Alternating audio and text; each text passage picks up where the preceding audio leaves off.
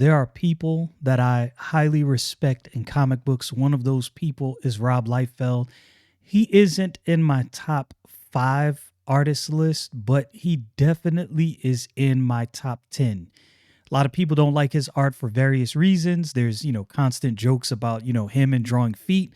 It's a thing. If you don't know, go look at some YouTube videos about that. It's pretty hilarious. But I enjoy Rob Liefeld, and I've been enjoying his Robservations podcast. And I guess he's been doing this for a while. I didn't know. Most of the podcasts I consume, especially the past couple years, it's been video format. I don't know what and why it is so much more enjoyable to consume a video podcast. And to be honest with you, half the times I'm not looking directly at my screen.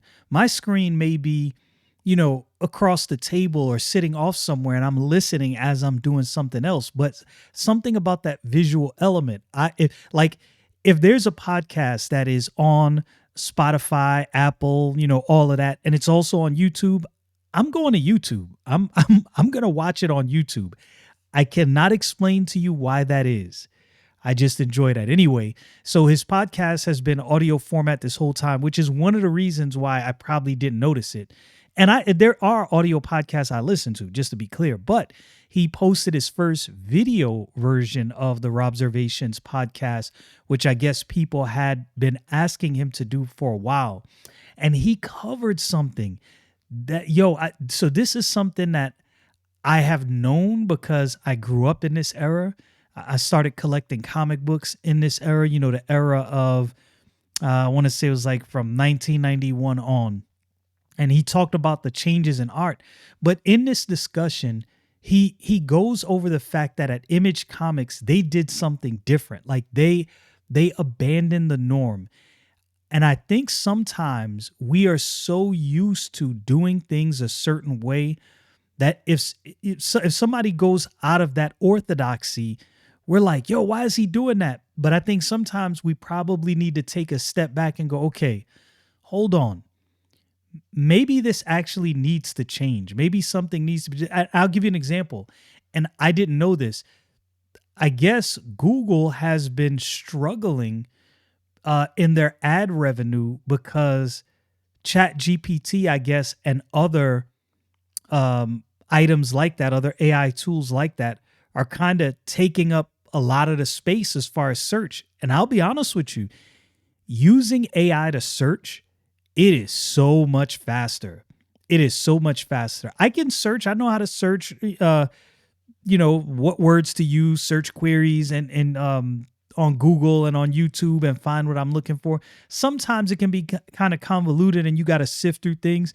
With AI, you can drill it down like very quickly. Like sometimes I'll loosely remember, hey, I remember seeing an article and it talked about X, Y, and Z. I'll just go to ChatGPT. Hey, an article around this time frame that talking about this. Boom, it has it.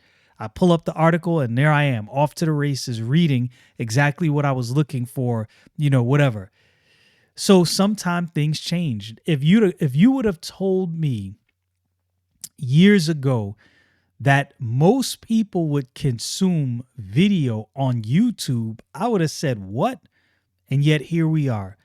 If you'd have told me years ago that most people would listen to music on streaming and not buy CDs and tapes and records, I'd be like, what? But yet here we are. Sometimes things change. People fight the change. You can fight against it. Some things are inevitable. It doesn't necessarily mean the change is better, but the change is not by default bad either. And I think sometimes it's viewed that way. So anyway, we're going to get into this and see what Rob has to say. And it has to do with art and how things changed. And I made an X post yesterday where I discussed some of this. And I think Rob is right here. So we'll listen and I'll break in and say some things. Attacked by some robots. It's an exciting page, but then he goes, no, that's not the Marvel way. This is the Marvel way. His camera goes low, his camera goes high. bird's eye view, worm's eye view, the severe tilted up angle. He takes some of the gestures. Now, what he's talking about is there's a time where art in comic books was done a certain way, but there was a change coming, and there's a fight against this change. And I think this happens a lot, especially in entertainment. People want to see things stay the same. Don't move, don't change anything, don't you dare color outside these lines. But sometimes things have to just the natural progression. Anyway, That were kind of mid gestures, and he goes more to the extreme. It's incredible. He does it with two lawyers talking and having a tense conversation. It's John Buscemi. He's like the Michelangelo of comic book artists. His figure work and faces were second to none. He's got this sequence where these two businessmen, lawyers, it looks like lawyers in a firm, are arguing back and forth. They're in suits. They're at a desk. and here's the thing I noticed. I know I'm kind of breaking in, but I wanted to say this. Look, I'm not going to watch the whole thing. You should go subscribe to Rob Liefeld's YouTube channel and watch this whole video. But I definitely want to go over this section. But when people like him, OGs like him talk, you can either dismiss what he's saying, or you can say, there is some wisdom here. Let me not just disregard this man and let me listen.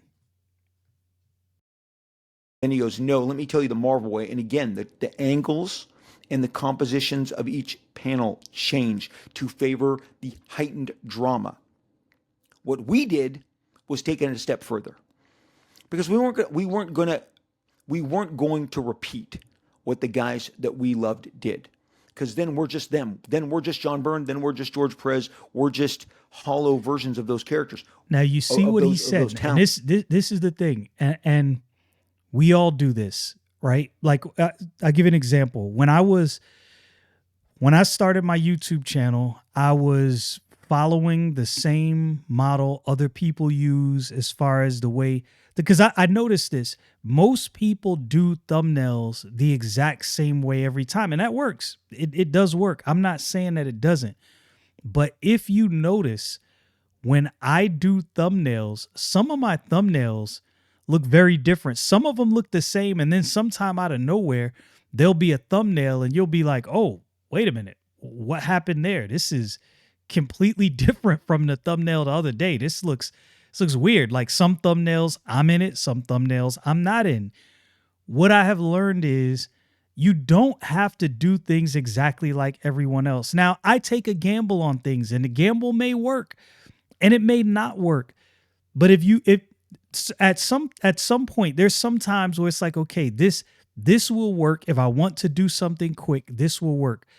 But sometimes if you're gonna be authentic, and I know that word is overused, but I'm being honest. Like, if you're gonna be authentic, like, you gotta do your thing. What is my thing may not work in the way other people think it should work, but maybe this is what I want. Like, this is the exact thing I was going for, and it works. You gotta sometimes color outside the lines and do something different. What I found is typically the people that venture out and decide, I'm gonna try something a little different. Those are the people that typically make it big because they stand out. Not just being different for the sake of being different, but I think you know what I mean. Balance. And we decided to go bigger, harder, faster, louder. He's talking about Image and how they drew comics. Many people in these groups are sharing this, and they're talking about the pedestrian approach to pages today. But I'm going to tell you, part of the success comes from grabbing your creative destiny. I've spoken of this before, but I'm going to be really as pointed as I've ever been. You know what I like about Rob Liefeld too? And you could, him and Todd McFarlane are two people that still love comic books. And this is why I think these two guys always have success. Not that other dudes don't have success, but I think their love for comic books, man, it shines, and it shines so bright. I love it. I really do love it. Let me first just say the people in the groups, what they've started to share about the different eras. One guy, even, it totally backfired. One guy put a double page splash in a very well populated 40, 50,000 person group. A guy put a Stephen Platt spread from a Moon Knight issue that is really well drawn. It's one of the last things that Listen to what he Stephen says Platt here. This is did pretty when he was good. drawing for Marvel Comics, drawing Moon Knight. He then was hired away and came to work for me for 5 years. 5 years, Stephen Platt produced work for my Extreme Studios exclusively, but I didn't have an exclusive with him. He was just treated well. He enjoyed the experience. He got great inkers, great coloring. This Moon Knight spread is a double page spread, and from head to toe, it's got Thor, Iron Man, Captain America, Moon Knight, Moondragon, a female member of the Avengers. It's got Spider Man hanging upside down. And the guy who posted it said, we had to put up with a lot of turkeys like this in the 90s. And I was like, that's insane. This is a great spread in any era. And the reason is it was done in a different format than this gentleman was used to. So, things change. Things change all the time. And sometime when people take advantage of that change and just embrace it and say, all right, things are changing, I'm going to adjust. This is how I'm going to do things. Man, it's fought against. Now I can understand if the change is trash, but I will say, and maybe this is just me personally, the way comic books were drawn at Image Comics, in my humble opinion, it did grab your attention more. It was more action. It was more fluid. It was eye-popping. And I like that. I really like that. It was not trash art, right? All of the guys that went over there, these were the veterans. These were all the rock stars of the day. They abandoned the traditional way, went their own way, and it worked. Image Comics is still around today. Whatever you feel about it, Image Comics is a powerhouse still here today. Well, lo and behold, I wasn't alone. Almost all of the responses were like, dude, you're crazy. This is great work. And what happens is I'd take this over anything I'm getting in comics today. This is better than any comic that I'm getting today. I wish there was artwork that looked like this in my comics today. And I will say, a person, there's several people today that draw like this, that have that feel, man. Like Marco Cicchetto, Kanan White, art director at the Ripperverse. They have that feel, man. Like you see one of their panels and it's like, yeah, this is what I want to see. I'm only looking at comic books from this era and have stopped buying today's comic. That is a through line. Well, as I have experienced in my own groups, the comments you are hearing again and again and again is, I'm buying back issues. They're cheaper than today's comics. I can get a comic that I grew Very up with true. in the 70s, 80s, 90s for $2 in a back issue bin and enjoy it more than the $5, $6 comics that I'm asked to buy right now. That's crazy. And Super crazy. Comics have gone up that is so a much in result price. of what I'm saying is some of the more pedestrian approaches. It's something that I keep talking. And he's talking about the pedestrian approach to art. It's very formulaic, and it's the way it was done from the beginning. And I'm not saying it should be abandoned, but it's not the only way. It's not the only way. About here on the show. And again, what was the motto? What was the promise of this, of the promise of this season was that I was going to come at you with more honesty and be more forthright. While I have been doing work on and off for Marvel over the last decade, I just bit my tongue. There was all sorts of stuff I didn't like, that I saw that I wasn't thrilled with, stuff that I thought was possibly going in a direction that was detrimental to any one of the many families that I saw happening. But I was working there. I was part of the team. My job at that time was to cheer them on, not to be a detractor.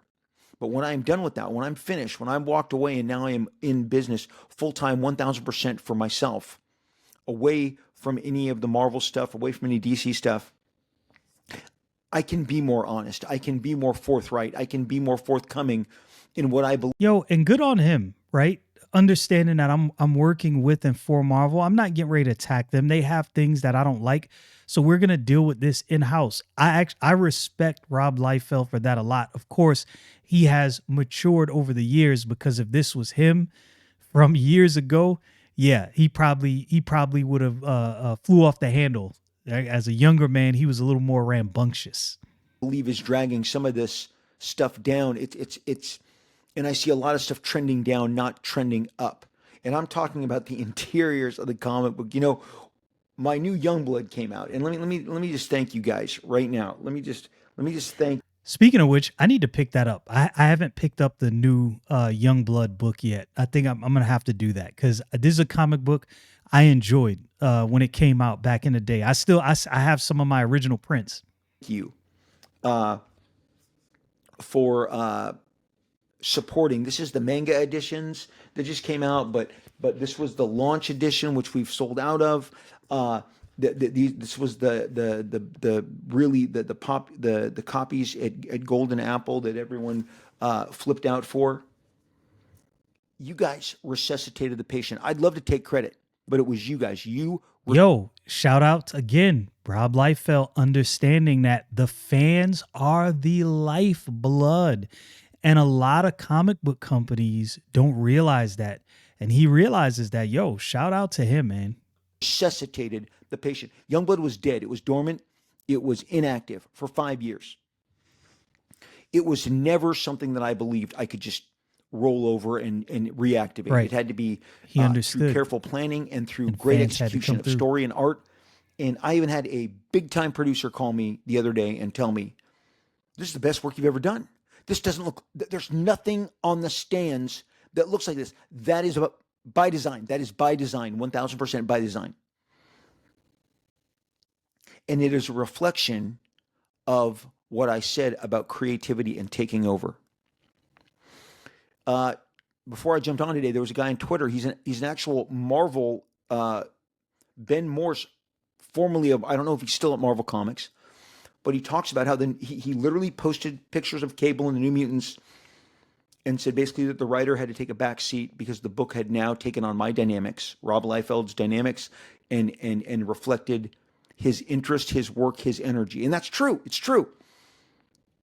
I knew that I could not succeed unless I had control over all of it. Look, Quentin Tarantino doesn't direct other people's movies. He directs Quentin Tarantino And screenplays. that is a bar. That is a bar. Now, to some point, you have to produce things that people enjoy, right? If you're making an endeavor to put something out creatively, people have to enjoy it. It's got to be quality. But with that quality, you cannot abandon what you want to put out. Like you can't, like if I was only making videos, there's some videos I put out that get a lot of play. And there's other videos that don't get as much, but it's things I enjoy. I'm not going to abandon the things I enjoy to chase the audience. There's people who enjoy my content and they will find it and they enjoy what I do and they rock with my videos, whether it's, you know, 7,000 views. I got one video, I think, years ago that got 7,000 views or 100 views or 30 views. But I enjoy the content I put out. And I think if I was just putting stuff out just to attract the crowd, I think people would realize that and they'd be like, yeah, this dude's another fake one. He's just doing whatever will get views. My interests vary, and I have interests that some people may not like. I have some interests, as far as in the geek space that nobody likes, but I'm like, yo, I dig it. So this is what I'm going to cover. I enjoy it. Steven Spielberg, very quickly in his career, got to the place where he called the shots, where he was able to direct the stories that he wanted told. He would occasionally write them with the screenwriter. Same with Paul Thomas Anderson, with He's getting to a point. Chris Nolan, he's obviously he's Tony long Gilroy winded, but or he's Danny definitely getting Gilroy. to a point. They're generating some of the great scripts on Andor. They have assumed control. Some of your favorite artists are writing what they are directing. The guys that we grew up on, my peer group, Frank Miller was on Daredevil. It was great. Roger McKenzie was a very capable writer. Within a few issues, he was gone. Frank Miller in his very young 20s, had been given the green light to Jim Shooter to take over, to push that writer off. I read an article with Roger McKenzie just about a year back, That's and crazy. he's still harbors ill feelings over how he felt he was dismissed, how he felt he was, you know, he felt like he was doing work and he was given the short shrift, man, just in favor of Frank taking over. He thought we were doing good work together. Well, Frank thought he could do better, and based on the trajectory of not only Frank's career, but the effect that his work had on the characters that he transformed, I think the correct decision was made. It was But he the had right to call. push that guy Yeah. out of the way. We had to push the guys out of the way. Todd McFarlane had to shed David Michelinie. Eric Larson had to shed David Michelinie. Rob Liefeld had to shed the people that I was interacting with. Jim Lee You got to do your shed own Chris thing. Claremont. Yeah, you got to do your own thing. Each of us went on to a next level of success because, like the guys before us, we took control of the entire canvas. Because that's what the comic book is. It is your canvas. And we took control of the canvas. We transformed the canvas and used it to change the way comic book stories were being told. And this lasted for a decade. It was one of the lasting impacts. And you know what we did? Because I sat there and said, well, I can do double page spreads. I can do an entire story of double page spreads. I did that on Youngblood Strike File with Die Hard. Youngblood Strike File 1 and then 2 and 3 are really me just doing double page spreads, I wanted to open up the action, make it some of the most brutal, most impactful. It's different. And there's nothing wrong with that. Most Sometimes kind you of got to dramatic abandon the action norm. that I could tell across a double page canvas. I wanted those punches to hit harder. I wanted the speed of the blows and the fights He and did the thrust his of the thing. characters throwing themselves into each other. I wanted that to be on a grander scale, and I did. And you guys came along, just like you're coming along on this. This is why this book is selling out and is one of the biggest successes of my career, because you recognize something here. It's awesome. Because it's been a It's month now. dope. You guys have been telling me on all the different social medias how much you enjoy this, how much you miss some of this stuff. I knew what I was doing. I wanted to remind you what big, giant spreads in dynamic action across. And this is why I always say comic books is an art. It is a visual based media. The visuals have to be good. And it's like, I can deal with muted action. I don't have a problem with that. In some of the Ultimate Spider-Man books, the action is muted and there's a little more drama and world building. I don't have a problem with that. So I just want to make that clear. I have no problem with that at all. But man, when you get to the action, go big. Make it happen. Make it happen. But I can do that. Because I'm running this show, I made it 32 pages. I wasn't limited to 20. And it's just like when we did Image Comics. I decided, I mean, the funny thing is, if I'm not, tell me I have this. Oh, do I not have it? Do I not have it? I thought I had the latest issue of the new Youngblood Deluxe. I think I have one right here. There you go. Okay, Youngblood. This is one of my favorites, Youngblood number 2, and Nice. I look so splash page. Okay, I could be just as soon. I could be showing you Jack Kirby's work, but it's right behind me.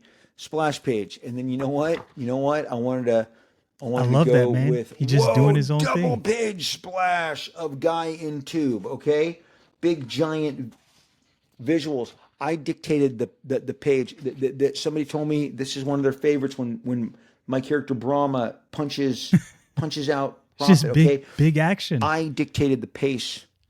I dictated the layout, the design, the movement of these pages, the length.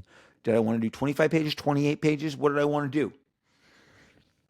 Part of what is happening with this generation is they need to assert a control over their destiny, and to do that, they need to move off of the collaboration and just do their thing. Yeah, this is and I'm not against collaboration. I just really wanted to show that. I would say you should probably go watch the whole podcast because it is good. Rob has some very good advice, but I think the point I showed that is I think sometimes when we see somebody do something different, they decide, yeah, you know what? I'm going to go this route. Like I've said before, I want to cover things that I enjoy. Like this podcast, like when I was listening to Rob Liefeld, I was like, man, people need to hear what he's saying about art because comic books can be fun. So I think I brought it up the Battle Brick Road that I bought. Man, was that such a fun comic book to read, and the action just kept going. This is there's so much of that missing in comic books, and again, there's nothing wrong with world building. I can deal with comic books where there's world building, a little bit of action, more of introducing you, but that doesn't have to be every book. Like you can do books where it's just all out brawls, just action. I'm here for it. And I think there needs to be more of it, especially when you take teams like the X-Men. Yo, we want to see Colossus just beating some people up. We want to see Wolverine impaling people with those claws. We want to see Cyclops blasting items and people and Sentinels. Just pure outright dynamic action. And it is missing from some books. I'm glad Rob Liefeld brought this up because comic books are fun. And it's like I have rediscovered in some ways my love for comic books with some of these independent comic books I bought and some of the stuff from Marvel and DC, like Absolute Batman and Ultimate Spider-Man. I know they don't have much that I'm really gravitating toward, but at least those two titles, I'll say, man, I love these titles. This can be done. I think to his credit and to his point, I think there's a lot of comic book artists that are really, really good that might be bogged down by the majors. And I think if they venture out and do their own thing, man, I think they would probably make a killing.